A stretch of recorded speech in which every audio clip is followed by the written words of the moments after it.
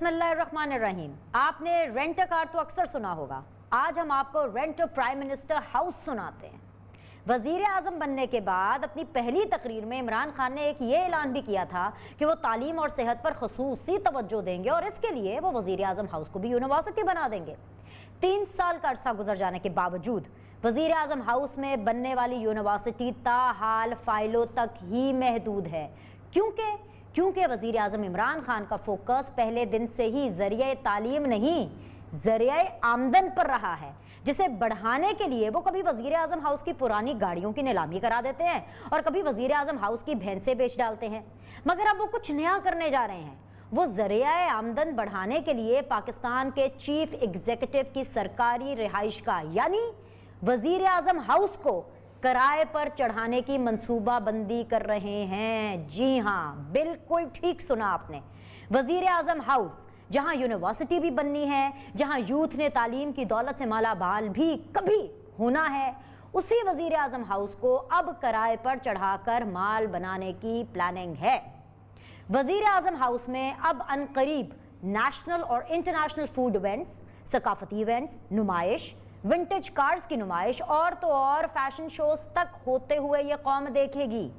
मुल्की और गैर मुल्की कंपनीज चंद हजार पाउंड्स, डॉलर्स और रुपयों के एवज वजीर आजम हाउस को किराए पर लेकर कॉर्पोरेट तकरीबात तक मुनक्किद कर सकेगी। वफाकी काबीना की मंजूरी के बाद वजीर आजम हाउस पर टू लेट यानी किराए पर दस्तयाब है का बोर्ड बहुत जल्द आवेजा कर दिया जाएगा। इस बड़ी खबर, इस आईब्रो रेजिंग खबर और इस दिल दहला देने वाली खबर के साथ मैं आप सब लोग को खुशामदीद कहती हूँ। आज के पैनलिस्ट मैं आपके सामने रखूंगी एंड टुडे जेन्युइनली एक वो दिन है जब मैं अपने पीटीआई के दोस्तों को, उनके नुमाइंदगान को एक्चुअली इस बात पर सुनना चाहूंगी।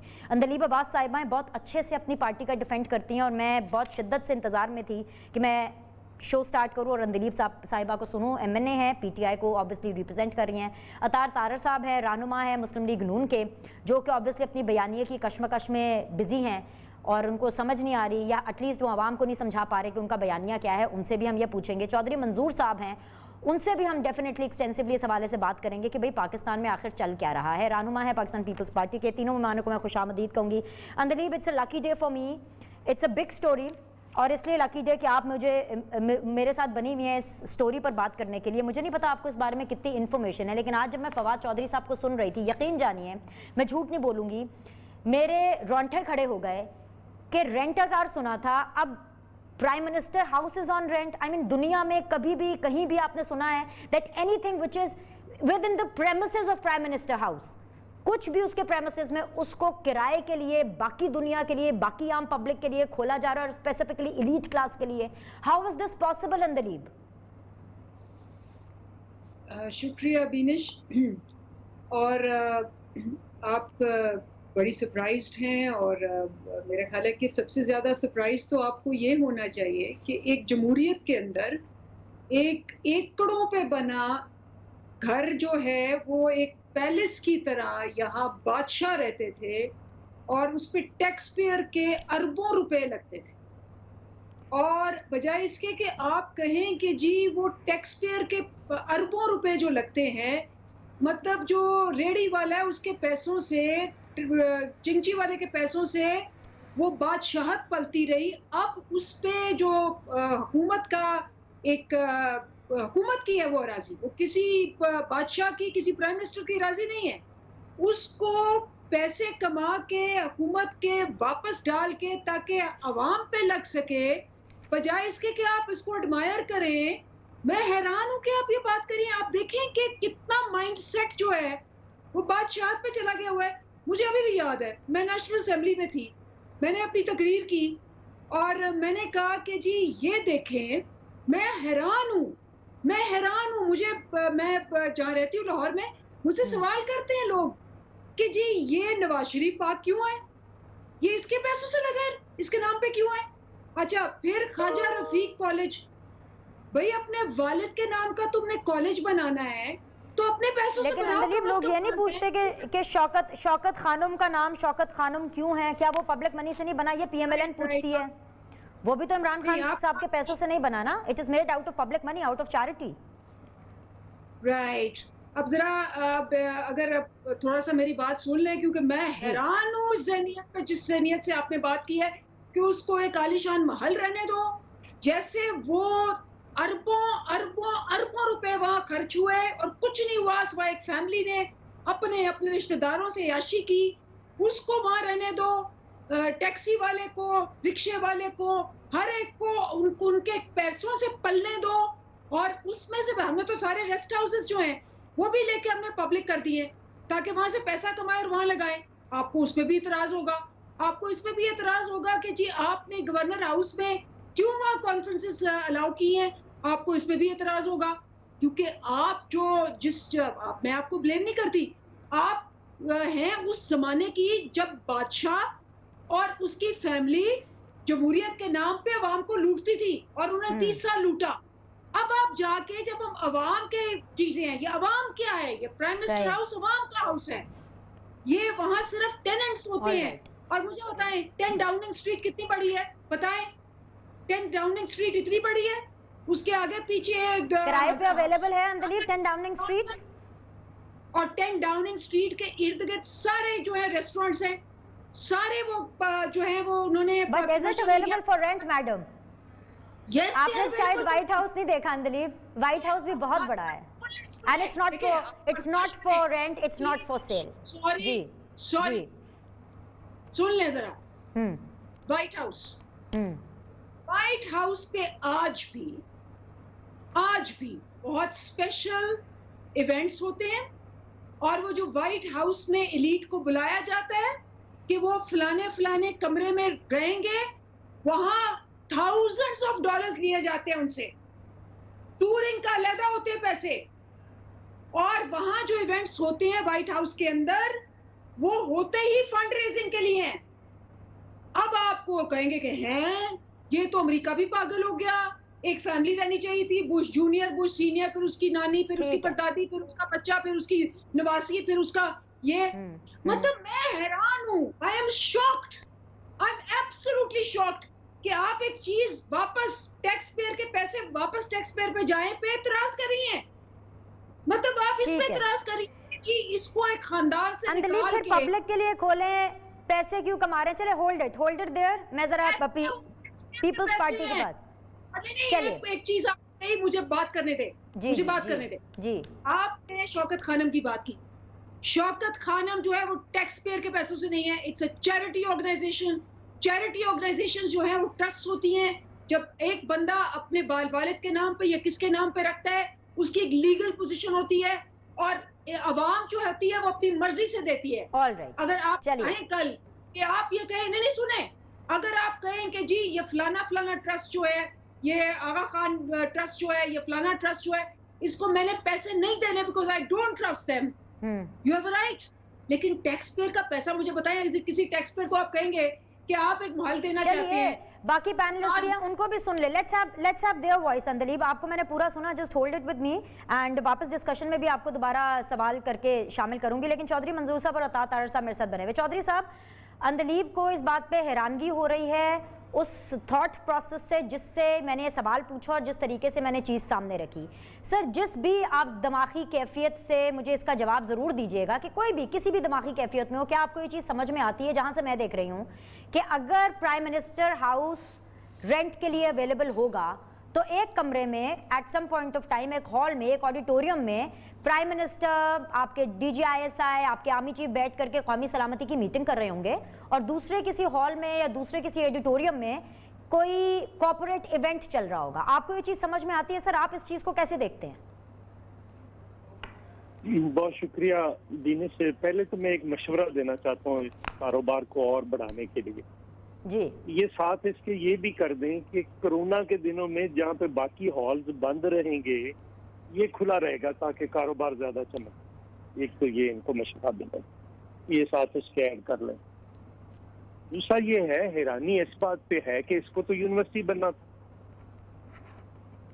और यूनिवर्सिटी बन के तो इसको तो यहाँ पे अब 3-4 क्लासेस जो हैं वो निकल चुकी होनी थी और वो पाकिस्तान के मुख्तलिफ शोबों में अपना रोल अदा कर रही होती। अब पहले वो तमाशा लगाया कि इसको बनाएंगे, मसला ये नहीं है कि कौन शाहाना, ये कभी फौजी आमरीत की बात नहीं करेंगे। ये सिर्फ आए इसलिए हैं कि ये जमहूरी हुकूमतों को अटैक करें। इनके मुंह से कभी नहीं आप सुनेंगे कि ये 35 साल का जिक्र करेंगे। ये बाकी 35 साल का जिक्र कभी नहीं करेंगे, बल्कि 37 साल 36 साल। ये अयूब खान का जिक्र कभी नहीं करेंगे, ये याया खान का जिक्र कभी नहीं करेंगे, ये ज़िया-उल-हक का जिक्र कभी नहीं करेंगे, ये मुशर्रफ का जिक्र कभी नहीं आपकी इनकी जुबान से कभी नहीं सुनेंगे। ना इमरान खान की, ना उनके जितने मुक्तदी हैं उनमें से किसी एक की जुबान से नहीं सुनेंगे। अब सवाल ये है कि अगर आप ये इस किस्म के तमाशे करके, और रही बात ये कि शाहाना घरों में रहते थे, मोहतरमा बेनजीर भुट्टो बतौर वजीर आजम सिंध हाउस के एक रूम में, सिंगल रूम में रहती रही। ये और वो मतलब जद्दी पुश्ती ये नहीं है कि वो कोई कल अमीर हुई है या उसका खानदान कल अमीर हुआ, ये नहीं है। वो रहती रही है मुसलसल बतौर अपोजिशन लीडर सिंध हाउस के कमरे में, साबिक वजीर आजम के तौर पर सिंध हाउस के कमरे में रही, बतौर वजीर आजम सिंध हाउस के एक रूम में रही। 2 रूम्स थे, एक में नुसरत भुट्टो रहती थी, उसी में ही वॉशरूम है, उसी में ही डाइनिंग टेबल है, उसी में ही सब कुछ एक कमरे। अब सवाल ये है कि ये इस किस्म के सारे तमाशे लगाकर एक्चुअल जो इश्यूज हैं उनसे तवज्जो हटाना चाहते। इश्यू तो महंगाई है, इश्यू तो बेरोजगारी है, इश्यू तो इस मुल्क के अंदर ये यहाँ पे हॉस्पिटल गिरा है, एक मरीज मर गया, 2 जख्मी हो गया हाफिजाबाद में। सिंध में होता तो तमाशा खड़ा कर देते। ये कल एक बंदा फौत हुआ पिम्स के अंदर, वो 8 बजे आकर दाखिल हुआ है, सांप ने काटा है, 10:30 बजे डेथ हुआ है। नहीं लगी उसको, वैक्सीन नहीं लगी सांप के काटने की। ये परसों 2 दिन पहले शोर मचा रहे थे कि सिंध ने ये क्या कर दिया, तो कल सारी बंदे और सारी रेस्ट्रिक्शंस खुद अनाउंस कर दिए वापस। हालत ये है कि कल का मैं लगा हुआ हूँ सर्विसेज हॉस्पिटल में, एक मरीज है, उसको कल का डॉक्टर्स ने लिखा हुआ है वेंटिलेटर पे लेकर जाएं, वेंटिलेटर अवेलेबल नहीं।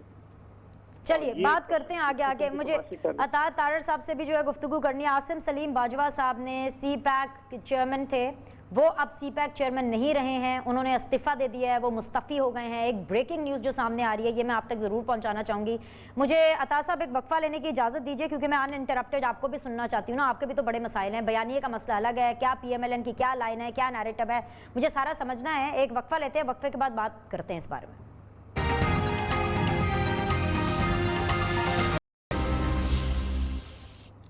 ब्रेक के बाद आप लोग को खुशामदीद कहते हैं। सीधी बात बीनर सलीम के साथ में आज के पार्टिसिपेंट चौधरी मंजूर, अता तारड़, अंदलीब अब्बास साहिब हमारे साथ मौजूद है। अता साहब, यहाँ पे वजीर आजम हाउस को किराए पर देने की तैयारियां की जा रही हैं और आप लोग हैं कि अपने बयानिए में फंसे हुए हैं, कहाँ है ऑपोजिशन? मैं मौका नहीं मिला ये वजीर आजम हाउस पे बात करने के लिए। तो बात ये है कि ज़मीं बेच डाली, ज़मन बेच डाला, लहू बेच डाला, बदन बेच डाला, शजर बेच डाला, चमन बेच डाला, किए थे वादे ज़मीनों मकां के, मेरी जाए मदफन कफन बेच डाला, मैं रोटी और कपड़े में उलझा रहा, एक न्याजी ने मेरा वतन बेच डाला। प्रॉब्लम ये है कि आप आए हैं और वो दिन मुझे याद है, मैं बड़ी उनकी रिस्पेक्ट करता हूँ, एक फेमस मीडिया पर्सनैलिटी हैं, वो प्राइम मिनिस्टर हाउस के एक बाथरूम में बाथटब में लेटे हुए थे और वो शो ये कर रहे थे कि ये गालिबन कोई सद्दाम हुसैन का महल है जिसमें आज अवाम को पहली दफ़ा एक्सेस मिला है। और वो बाथटब में उन्होंने टांग पे टांग रख के जिस तरह तस्वीर खिंचवाई, वो आज भी मेरे जहन में अच्छी तरह ताज़ा है। और एक एक कमरे का विजिट किया, जैसे पता नहीं अंदर क्या चीज़ें दबाई हुई थी। उसके हफ्ते बाद हमने भैंसें बेची बीनी सलीम साहिबा, और हमने दुनिया को बताया कि ये देखें, ये भैंसें हैं जो दूध देती हैं, ये भैंसें हम बेचने जा रहे हैं, इनसे जो रेवेन्यू आएगा पाकिस्तान का कर्जा उतारेंगे। उसके बाद हमने सारी गाड़ियां खड़ी की लॉन के अंदर और हमने कहा जी ये हम गाड़ियां भी ऑक्शन करने जा रहे हैं और बड़ा रेवेन्यू इकट्ठा होगा। नतीजा क्या निकला? अंग्रेजी की एक टर्म है पेनी वाइज पाउंड फूलिश। हमने उसके बाद जब भैंसें बेची तो हमने कहा ये तो वज़ीर आज़म हाउस में चाय भी बनती है, चाय में दूध भी डलता है, इसका तो टेंडर करना पड़ेगा, बाजार से तो दूध नहीं आ सकता ना, सरकारी खर्चा है, टेंडर होता है, उसकी कुछ डिमांड एंड सप्लाई के रूल्स तय होते हैं। हमने 4 गुना ज्यादा कीमत पे टेंडर करके तो दूध सप्लाई करने वाली कंपनी को कॉन्ट्रैक्ट दिया भैंसें बेचने के बाद। नंबर 1। नंबर 2, गाड़ियां हमने कितनी नई खरीदी हैं, इट्स एनीबडीज गैस। पंजाब में तो आप छोड़ ही देना, यहां तो ऐसी रोल है कि साईं बुजदार का जब दिल करता है वो नई गाड़ी खरीद लेता है। नई नई बुलेट प्रूफ BMWs आ रही हैं, जो हमारी फटीचर गाड़ियां बेची थी उससे कितना रेवेन्यू आया और आपने कितनी नई गाड़ियां खरीदी हैं, मुआवजा कर लें। मैं कमर्शियल जेट पे जाऊंगा, मैं चार्टर्ड जेट इस्तेमाल नहीं करूंगा। आते बड़ी बुरी हैं, आते बहुत बुरी हैं। जहांगीर तरीन के जहाज में सारी जिंदगी गुजारी हो तो PIA के जहाज पे धक्के खाने का किसका दिल करता है? एयरफोर्स 1 पाकिस्तान एयरफोर्स के जहाज पे मौसूफ ने छींक भी मारनी हो तो वो पाकिस्तान एयरफोर्स 1 पे जाते हैं। इलेक्शन कैंपेन चलानी हो तो सरकारी हेलीकॉप्टर पे लैंड करते हैं मुजफ्फराबाद में। तो ये देखें ना, कौम को इतना बेवकूफ ना बनाएं। हम बहुत बेवकूफ होंगे, इतना ना बनाएं जितना आप हमें समझते हैं। उससे कुछ थोड़ा सा ज्यादा हमें क्रेडिट दे दें कि आप लोगों ने तबाही के दहाने पे मुल्क को लाके खड़ा कर दिया है अपनी नाकस पॉलिसियों की वजह से। और प्राइम मिनिस्टर हाउस की असलियत सुन लें, वो कोई शहाना महल नहीं है बीनी साहिबा। आप भी वहां गई हैं, छतें वहां की लीक करती हैं, बड़ा हॉल वहां पे है कोई नहीं, नाकस फर्नीचर है वहां। कोई भी बड़ी कॉर्पोरेट कंपनी, मेरी अगर कॉर्पोरेट कंपनी हो तो मैं सरीना चला जाऊंगा, मैं कहीं और चला जाऊंगा, मैं कभी भी प्राइम मिनिस्टर हाउस में इवेंट नहीं करूंगा। मैं क्यों करूं? वो वहां के इतने हालात खराब हैं। ये एक काम हो सकता है, अगर शीशे की दीवारें बन जाएं तो लोग बड़े अच्छे पैसे देंगे मुराद सईद एंड कंपनी को देखने के लिए, एंटरटेनमेंट पर्पस के लिए। आप टिकट लगाएं मुराद सईद पे, गंडापुर वगैरह पे, मैं आपको ये ज्यादा रेवेन्यू जनरेट होगा। लोग बड़े बड़े दूर से आएंगे पैसे लेके कि जी ये A क्लास एंटरटेनमेंट हमें और कहां मिलेगी। ये काम हो सकता है, इसके अलावा मुझे इसकी मंतक समझ नहीं आती। I am sorry. चलिए अब आपसे रिलेटेड सवाल पूछ लूं, यानी मुझे पता चल गया आप भी सिर्फ प्रोग्राम में बैठ के प्राइम मिनिस्टर हाउस को किराए पर भेजने के लिए तनकीद करेंगे, पार्लियामान में या वैसे कोई एफर्ट नहीं करेंगे अता। लेकिन मैं आपसे रिलेटेड सवाल पूछ लेती हूँ। एक बात हो गई, चाहे शहबाज शरीफ साहब का इंटरव्यू हो, चाहे नवाज शरीफ साहब की ट्वीट हो, चाहे शाहिद खाकान अब्बासी का इंटरव्यू हो, चाहे ख्वाजा आसिफ का इंटरव्यू हो, इन चारों की बात से एक बात वाजे हो गई कि PMLN में बयानिए की जंग तो है। अब वो आपका तरीका है या आपकी अक्लमंदी है कि आप बड़े तरीके से, बड़े प्यार से, बड़े स्टाइल और स्वैग के साथ इसको ऐसे बेचते हैं कि भाई इट्स अ पॉजिटिव थिंग, क्योंकि हमारी पार्टी के अंदर इख्तलाफ है। लेकिन सर आपका वोटर सपोर्टर कंफ्यूज है, आपकी हिकमत अमली ठीक नहीं है, लेकिन बदनाम आपने इदारों को और शख्सी लोगों को कर दिया। क्योंकि शहबाज शरीफ साहब ने कहा कि अगर हिकमत अमली ठीक होती तो आज नवाज शरीफ चौथी दफा वजीर आजम होता, लेकिन आपने बदनाम किसी और को कर दिया। तो सर आप इस इख्तलाफ को खत्म करेंगे कि आप भी वो जो थोड़ी सी बेवकूफ, वैसे बहुत अक्लमंद है आवाम, लेकिन जो थोड़ी बहुत कंफ्यूजन में आवाम है उसको मजीद कंफ्यूज करेंगे कि उनके लिए क्लैरिटी पैदा करेंगे? बहुत शुक्रिया, मैं बिल्कुल वही करूंगा जो आपने कहा है। प्रॉब्लम क्या है, ये कोई पार्टी में इख्तलाफ राय या पार्टी में मुख्तलिफ किस्म की पॉलिटिक्स की टुवर्ड्स अप्रोचेस होना कोई आज की बात है? ये कोई ओवरनाइट पैदा हुआ है, या ये मसला को कल परसों खड़ा हुआ है, या ये कश्मीर के इलेक्शन के बाद खड़ा हुआ है, या ये कोई सियालकोट के इलेक्शन के बाद खड़ा हुआ है? ये तो देखें ज़बान ज़द-ए-आम है। और हमारा 2018 में इलेक्शन स्लोगन क्या था? 2018 में हमारा इलेक्शन स्लोगन था, वोट को इज्जत दो, खिदमत को वोट दो। और उसी स्लोगन पे पाकिस्तान की अवाम ने हमें इलेक्ट किया। पंजाब में हम सिंगल लार्जेस्ट पार्टी थे। पंजाब में बाद में जो हुआ वो आपने देखा। पंजाब में हम इस बात के अहल थे कि हम हुकूमत बनाते, हुकूमत हमारी थी, मैंडेट हमारा था, उसकी धज्जियां उड़ाई गई, वो आपको पता है। फेडरल गवर्नमेंट में ये 6 सीटों की जो फेडरल गवर्नमेंट नन्नी मुन्नी मिली है, ये अगर प्री इलेक्शन इंजीनियरिंग ना होती, RTS ना बैठता, तो फेडरल गवर्नमेंट 100% नहीं, अल्लाह ताला के फजलो करम से 200% हमारी थी। अब ये देखें ना, इसी स्लोगन पे हमें वोट मिला है ना, इसी स्लोगन पे हमारी फेडरल गवर्नमेंट भी बनने जा रही थी, इसी स्लोगन पे हमारी प्रोविंशियल गवर्नमेंट भी बन गई थी ऑलमोस्ट। तो मैं नहीं समझता कि इसमें कोई मजायका है, कोई प्रॉब्लम है। आइन की हुक्मरानी, आइन की तय करदा हदूद क़यूद के अंदर रहकर काम करना, ये हर पाकिस्तानी पर फर्ज है, इसमें कोई इशू नहीं है। पब्लिक सर्विस डिलीवरी, गवर्नेंस, लोगों के तरक्याती काम, पाकिस्तान को एक आलमी सतह पर तरक्की याफ्ता मुल्क ममालिक की सफ़ों में शामिल करना, इससे भी कोई इतराज़ नहीं है। तो देखिए, मुझे तो नहीं समझ आता कि प्रॉब्लम क्या है। शहबाज शरीफ साहब का एक स्टाइल ऑफ पॉलिटिक्स है, आज का नहीं है, 30 सर आप ख्वाजा आसिफ साहब से और शाहिद उसका खाकान इजहार अब्बासी करते साहब हैं। से पूछ लीजिए कि प्रॉब्लम क्या है। मुझे ब्रेक पर जाना है क्योंकि शाहिद खाकान अब्बासी कल टेलीविजन पर ऑन एयर नेशनल टीवी पर बैठ के कह चुके हैं कि वो हिकमत अमली ठीक नहीं थी, इस बयान से एग्री नहीं करते। और ख्वाजा आसिफ साहब ने कहा था कि बिल्कुल कंक्लूड होनी चाहिए ये जो एक बयानी के अंदर जो डिफरेंस आ रहा है। मुझे एक ब्रेक लेना है, ब्रेक के बाद वापस आएंगे तो इस डिस्कशन को दोबारा रिज्यूम करेंगे। तीनों पैनलिस्ट मेरे साथ बने होंगे। Will be back in a bit.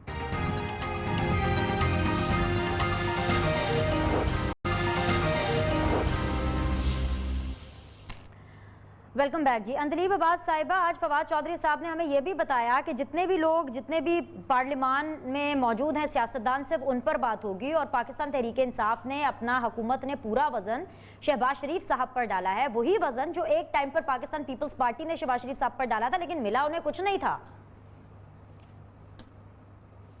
जी आप मुझसे पूछ रही हैं? जी अंदलीब, जी आप किस कॉन्टेक्स्ट में पूछ रही हैं? Sorry I didn't get the question. Election commission के मेंबरान की तैनाती के लिए मजीद आगे जिस तरह से पार्लियामान लेकर जानी है तो पार्लिमानी क़यादत से ही रुजू किया जाएगा। फवाद चौधरी ने कहा कि नवाज शरीफ को हक नहीं है कि वो PMLN को लीड करे क्योंकि शहबाज शरीफ पार्लियामान का हिस्सा है, इसलिए हुकूमत भी उन्हीं से बात करेगी।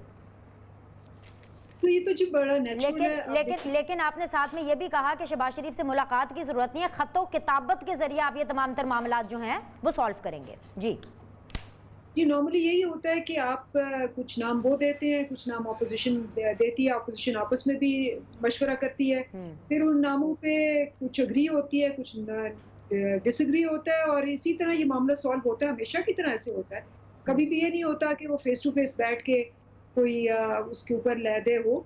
नंबर 1। नंबर 2, बड़ी इम्पोर्टेंट बात जो आपने इससे पहले की, देखिए एक लीडर जो है वो इनका है ही नहीं, ठीक है। नून लीग जो लंदन नून लीग PMLN लंदन और PMLN लाहौर जो है वो हम पहले भी आपको कह चुके हैं कि कभी भी जो आज बयानिए का आप बात कर रही हैं, ये अभी इनकी गुफ्तगू से भी जो ये बातें कर रहे थे कि जी वो प्राइम मिनिस्टर हाउस का हशर हो गया, तो ये खुद मान रहे हैं कि इन्होंने प्राइम मिनिस्टर हाउस का क्या हशर किया, बिकॉज रहते तो यही रहे हैं और वो माले मुफ्त तिले बेरहम करके उसका बेड़ागर करके चले गए।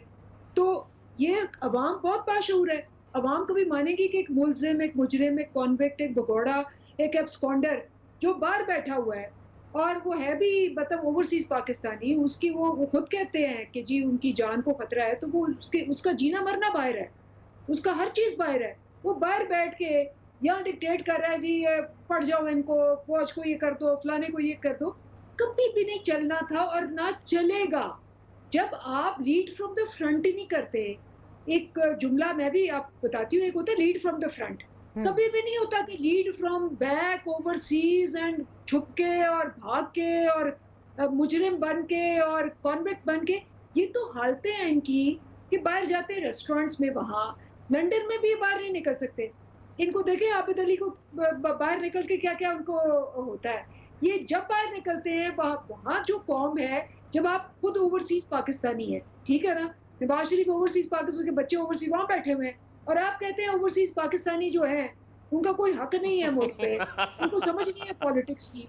और उसके बाद आप कहते हैं कश्मीरियों के बारे में कि कश्मीरियों की ज़हनियत गुलामों जैसी है और कश्मीरियों का आपको पता सार खानदान में एक ओवरसीज पाकिस्तानी होता है। अच्छा, point taken and my apologies because आज इमरान खान साहब की ऑब्वियसली तकरीर थी और उसकी वजह से प्रोग्राम का वक्त चला गया। तो तमाम मेहमानों का आज के लिए इतने वक्त के लिए बहुत शुक्रिया। आप लोगों से मैं कल मुलाकात करूंगी, आपके फीडबैक का इंतजार रहेगा। बहुत शुक्रिया।